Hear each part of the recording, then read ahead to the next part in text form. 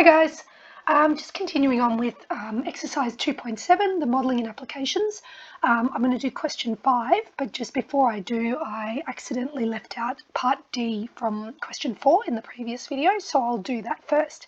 So we had found the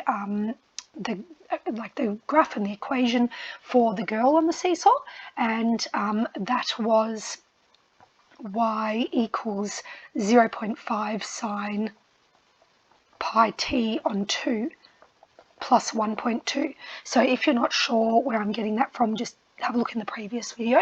So that's the equation for the girl on the seesaw. And remembering that she's going up first. So if she's going up first, then the boy is going to be going down in the graph. So the girl looked like, well, actually I can show you exactly from here. So the girl's equation was this, and she went up first because her height was going up. So if that's the case, then, and we have to draw the way the boy is going, well, he's going to be going down first, and they are going to intersect across when they are horizontal. So remember that they start horizontal, so at the same height as each other, and so his graph will look like this. So notice that this is the negative of the same graph. So in other words, the boy would be, let's call it boy equals negative 0.5 sine pi t on 2 plus 1.2. And his graph is shown in green there. So look, let's move to question 5. And this is talking about the water level in the harbour and below a level jetty at the time T hours after 7 a.m. So here's the equation we've got. How far below the jetty is the water level in the harbour at 7:30 a.m? So before I do any of those questions, I think it's a good idea to draw a graph of what the equation is giving us. So, well, h equals neg 2.5 sine half t minus 1, close brackets, plus 3. So I've put the 3 at the end. Some people just like it like that better, easier to see. So now if I draw my axes here, and my normal sine graph would be going from 1 to -1, but this has a 2.5 and we're going up by 3 units. So it means, well, our average value, middle value there will be 3. And then, well, we've got a amplitude of 2.5. So up by 2.5 and down by 2.5. So this gives us 0.5 here.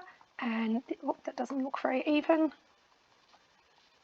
So maybe like this, and this would be 5.5. So now it's an upside down sine graph. So let's not worry about the horizontal shift left yet. Let's put it on like this. So this, what I've drawn here, would be y equals neg 2.5 sine t plus 3. And then, well, I can do the period of this, so 2 pi over whatever's in front of the x, and whatever's in front of the x is half. So 2 pi divided by half will be 4 pi. So that means that would take us to 4 pi. And that means now this includes sine, and this would be half t. So the only thing I'm missing now is the shift in the horizontal direction there.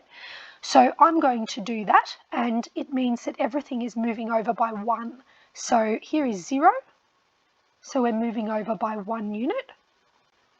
Here, this moves over by 1, this moves over by 1, this moves over by 1, and this does too. So it will look like this. And now that means I have included my -1. So now I have the entire graph. So let's get rid of the green one. And that's what it's going to look like for one cycle. So of course it will continue. So we will continue it up there. And now we have to consider, if there's a domain that they're giving us, it doesn't look like it. So how far below the jetty is the water level in the harbour at 7:30 a.m? So this is at 7 a.m. is equal to 0. So if that's 7 a.m., then 7:30 a.m. we must have to look at 0.5. So be careful. You have to make sure you sub in the right value. It's not 0.3 or it's not 7.5 or 7.3 or anything. So somewhere, let's say here, this is a value of 0.5 and this is 0.5 hours after 7 a.m. So that's 7:30 a.m. So that means, well, our t value is going to be 0.5. So let's sub that in. H equals neg 2.5 sine half t is half minus 1 plus 3.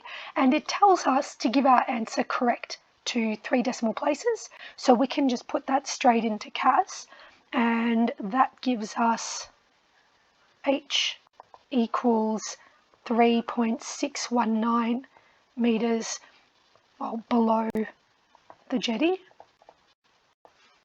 at 7:30 a.m. Right, so there we go. That's the first bit. So notice that you can just straight away do this in CAS. You don't have to, you could even do it on the graphs and tables. You know, you could just use XCal, YCal and find that value if you wanted, because it's using decimals. Let's see what they want next. What are the greatest and least distances below the jetty? Okay, well, that's pretty easy. We've already drawn the graph, so it means we can easily work that out. The greatest distance below the jetty must be 5.5, there it is, and the least distance must be 0.5. So 5.5 meters and 0.5 meters. So there we have that part. All right, so now they're asking us to sketch the graph. So we've already done that, and determine the values of t at which the low and high tide first occurs.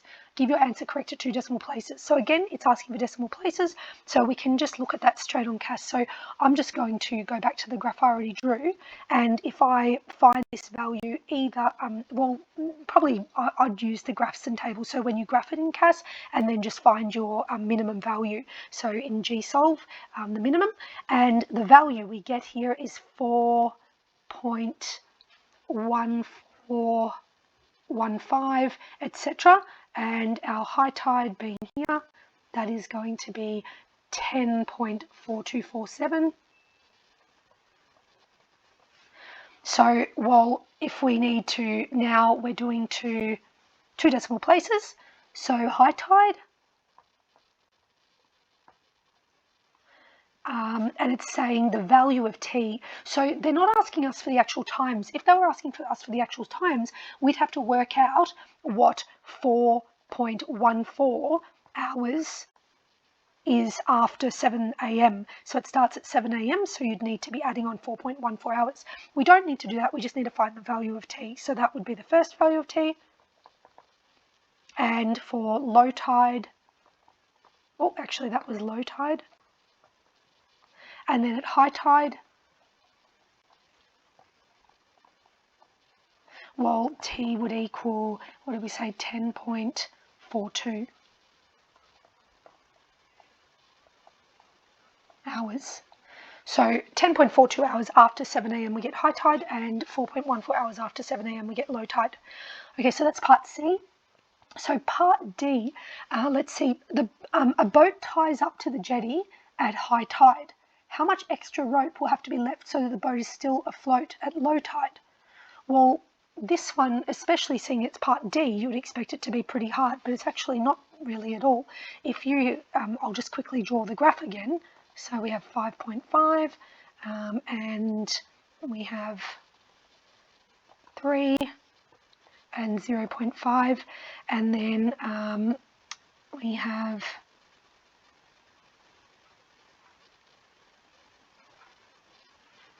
like this, and then our highest value is 5.5 and our lowest value is 0.5, as we said.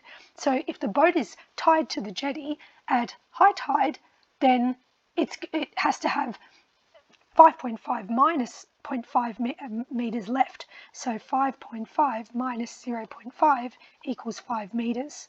So you're just working out how much rope would be left so that it's still floating there.